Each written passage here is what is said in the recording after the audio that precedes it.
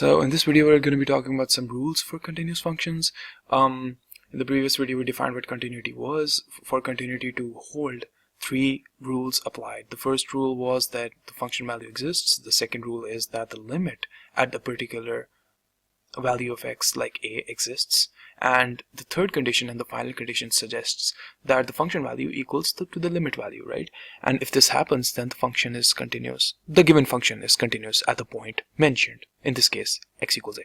So let's try to define what rules would govern continuous functions of any form, right? So for that to occur, let's just assume that fx is continuous, right? And all further rules that are stemming from this particular instance are going to use f of x as the base, right? So constant functions, we know what constant functions are, right? We know fx equals c is a constant function, but this is not the constant function I'm very much talking about. I'm talking about a multiple of the function f of x. So if you think about it for a second, if f of x is continuous, so is c times f of x. An example in this regard would be x, right? We know what x looks like, right? X looks like this line. What happens when we multiply it by, I don't know, 4?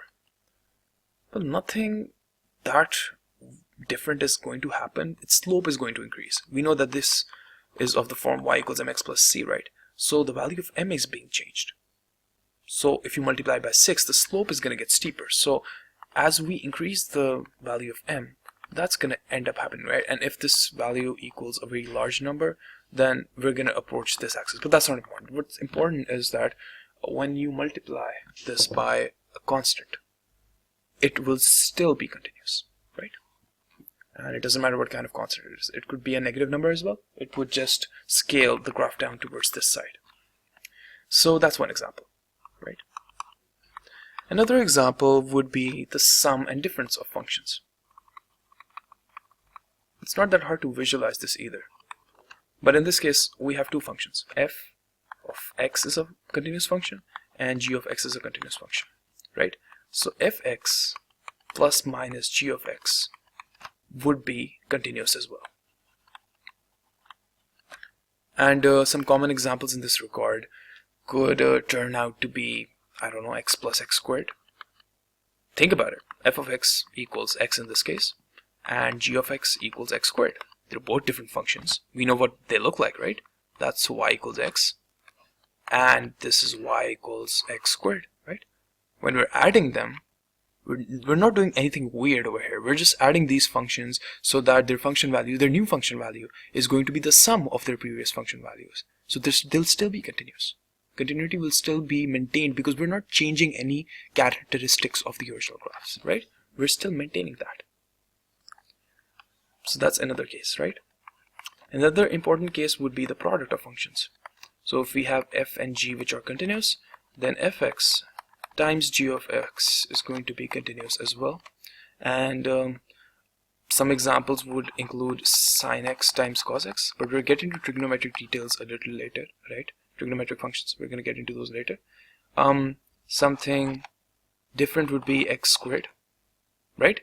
X squared can be rewritten as x times x, which basically means what? It's two lines, two y equals x lines being multiplied by each other, right?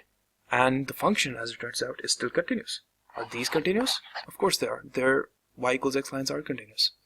Most lines are. Unless they're discontinuous at certain points, then they wouldn't be. Another example would be, could turn out to be a higher polynomial like x times x to the power n, right? But this can be re-expressed as this as well. It could be re-expressed as, I don't know, n divided by 4 times something else. So basically it's not like equal to it, it's another form of it. So let me just, not use the equal to sign over here. What I'm saying is, all these different values of n are going to correspond to different functions that when multiplied together are going to give you functions that are continuous, right? So that's another example of the product. Another example could be thought of as the quotient, but I'll get into that when we talk about rational functions. So what you need to know is that rational functions are basically two polynomials being divided by each other. We all know what polynomials are, but I will get into that in a second part of this video, right? So let's not talk about that. Let's just put dots over here so we know that we have to talk about this in the future. So what about the function x to the power n that we just talked about right now? I'd like to get into more detail. So we know that x is of this form, x to the 0, that's going to give me a constant function 1, x to the 1, y equals x line, we've talked about millions of times, x squared, x3, and that goes on to xn minus 1 and x to the nth, right? So these are functions that are continuous as well. So any function of the form x to the n is going to be continuous because of this particular fact. N does not necessarily have to be an integer for that, and could be a fraction as well. It could be 0.5 as well. The fact would not change. The fact that the essential functions are continuous would not change. They'd still be continuous, right?